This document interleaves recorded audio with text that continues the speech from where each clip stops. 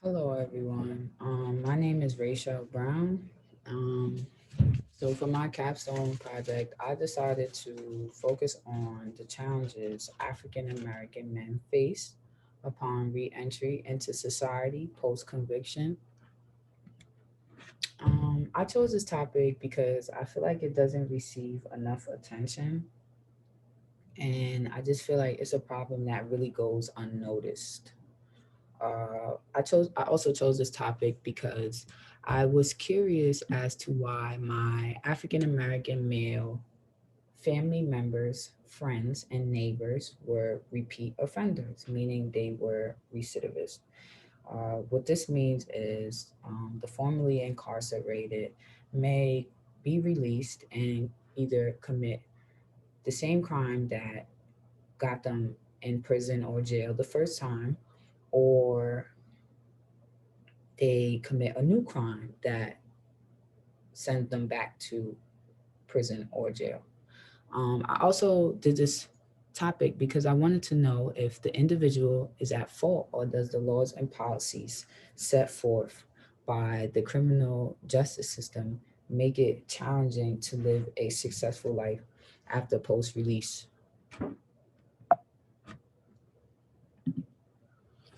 So, for my literature review, I used two books which provided the framework of my topics, such as racial disparities, employment, housing, and felony disenfranchisement. The two books that I chose was Michelle Alexander, The New Jim Crow, Mass Incarceration in the Age of Colorblindness. And her main argument in this book was that America did not get rid of the racial caste system. They actually redesigned it, but within the criminal justice system. And what she meant by a caste was the marginalization of a certain race. Um, these races are locked into an inferior position by law policies. Um, and what this is connected to in my literature review is the racial disparities. Michelle Alexander actually says while African Americans make up 13% of the nation, they make up 40% of the prison population, which is a very high number, 40% of the prison population, and only 13% in the United States. 13%, there are 13% of African Americans, while 14%, 40% of the, but they are 40% of the prison population.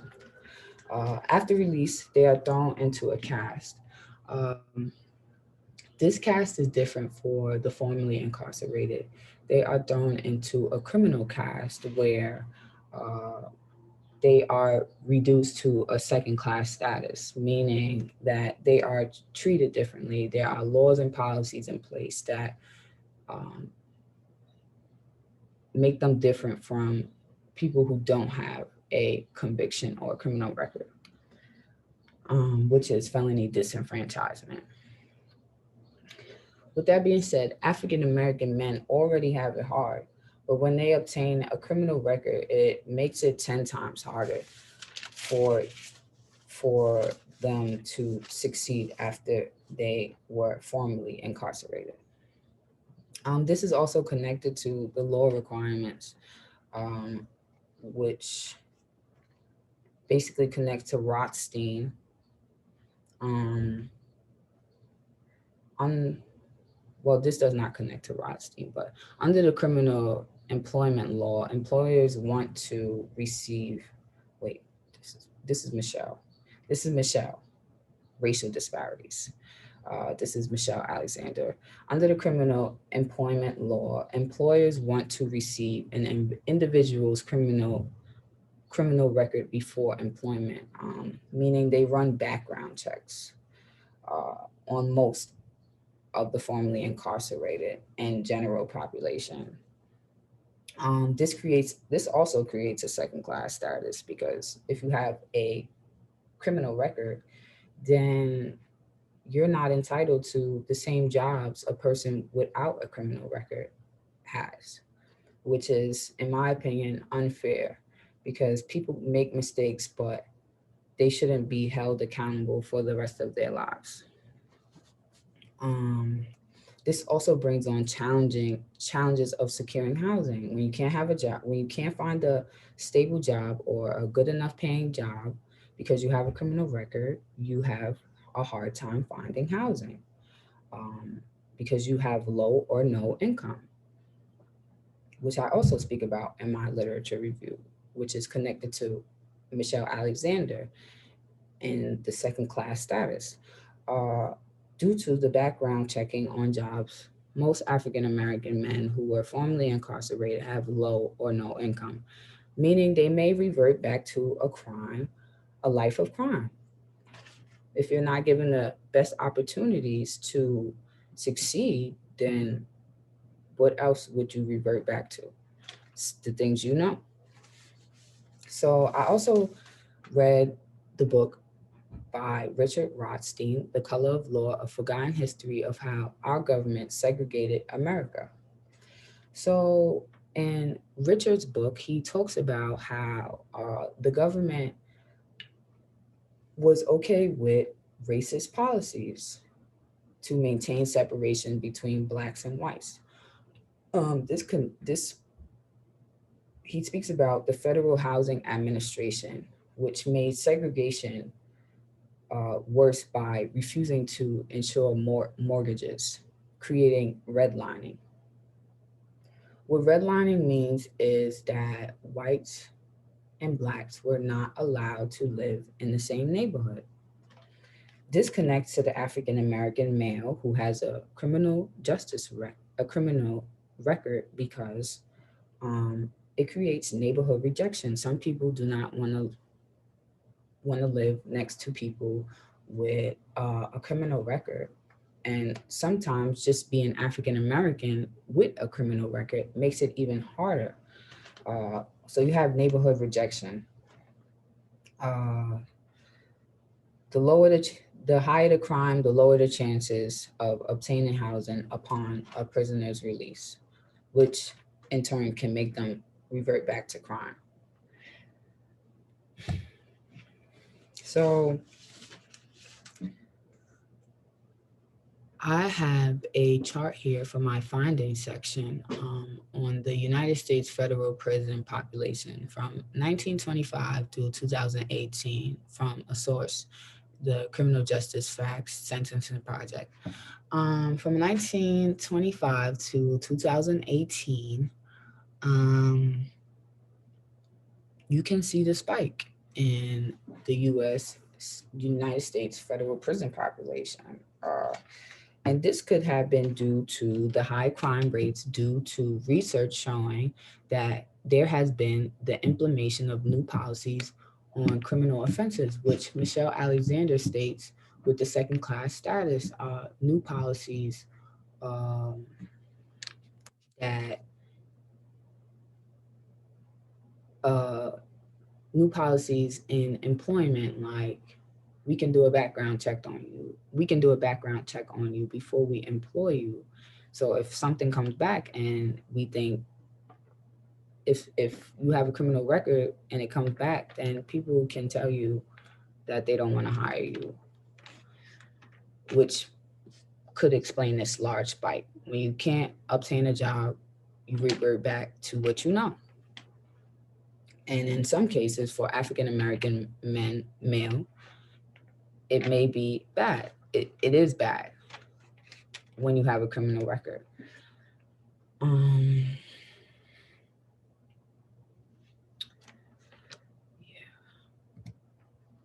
so for my capstone project, I decided to do two states, New Jersey and Pennsylvania. As you can see, Pennsylvania has a large spike. Uh, there's a 10,000 prisoner increase from 2000 to 2018. This could have been due to new policies implemented on housing, employment, schooling, neighborhood rejection. People don't want to give um, African American male housing because they have a criminal record. They're scared to live next to them, or whatever the case may be.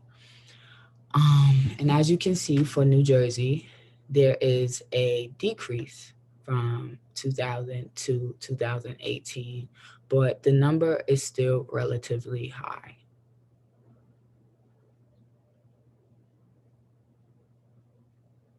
I want to say 15, sitting at 15,000, maybe 18,000. It's still high. So for felony disenfranchisement, which is also connected to Rothstein and Michelle Alexander, with neighborhood rejection, low income, employment, um, these all result in felony disenfranchisement, not being able to vote too, um, giving them a second class status.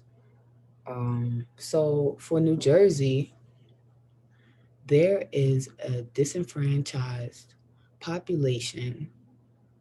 There are 19,896. There are Out of the population, there are 33% disenfranchised for New Jersey. This is a source from the Sentencing Project. In 2020, Pennsylvania, out of 48,823, 50% of the population is disenfranchised. I'm sorry, I have a hard time saying that word. Um, so when we look at race of African Americans who are disenfranchised, there are 12,031, and 143% of African Americans are disenfranchised. Um, for Pennsylvania, there is 22,357 as a population disenfranchised, uh, but 222% of African Americans are disenfranchised. When you look at these numbers, they are relatively high: 143% for New Jersey and 222% for Pennsylvania. Um, I believe that, well, research shows that employment, housing, racial disparities, low or no income all play a role in this. If we can get these people who are released the proper housing, the proper employment, then these numbers would be relatively low. Um, so for race and ethnicity, for the imprisonment rate, uh, out of every 100,000 white white prisoners, uh, there 94% is imprisoned. When we look at Black imprisonment rate for New Jersey, 1,140 um, is imprisoned. For Hispanics, 205. The imprisonment rate is 205. As you can see, for New Jersey, whites have the lowest imprisonment rate. So that just means there is a racial problem, because Blacks and Hispanics, colored people, have a higher imprisonment rate. Why is that? Why is there a difference in that? Are whites able to obtain housing and employment easier than Blacks when they are for before imprisonment? Um, so for Pennsylvania, we see the same thing: 204 for the white imprisonment rate, and 1,810 for the Black imprisonment rate, and 668 for the Hispanic imprisonment rate. As you can see, again, whites have the lower imprisonment rate in both of these states, which goes back to Michelle Alexander and her speaking about the racial disparities, in having a successful life into reentry. So when we look at gender, that was from 2014. These numbers. In 2019, imprisonment by gender, New Jersey has 17,912, and Pennsylvania has 42,724. So as you can see, being a male has its effects on whether you are in and out of the prison system, but being African American definitely has its effects of being in and out of the prison system. Or you have a higher chance of going into the prison system if you're black or you're a male. So for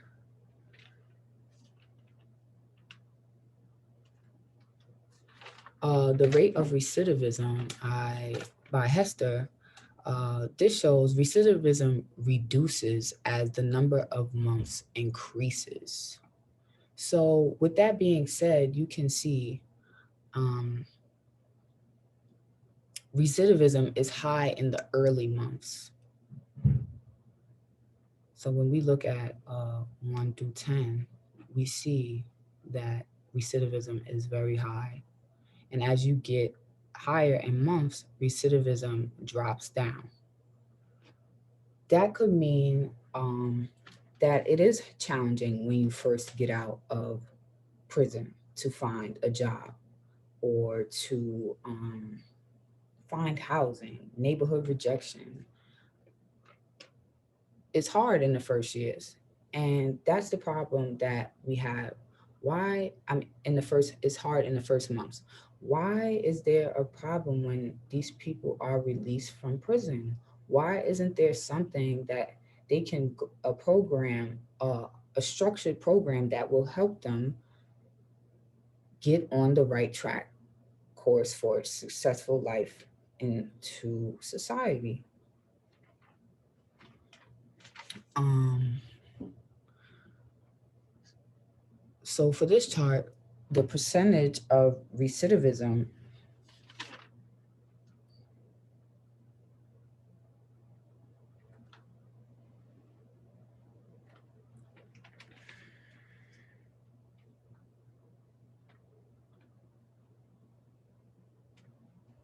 so for the percent of released prisoners, um, 50% of recidivism cases occur 1 year after release, as you can see.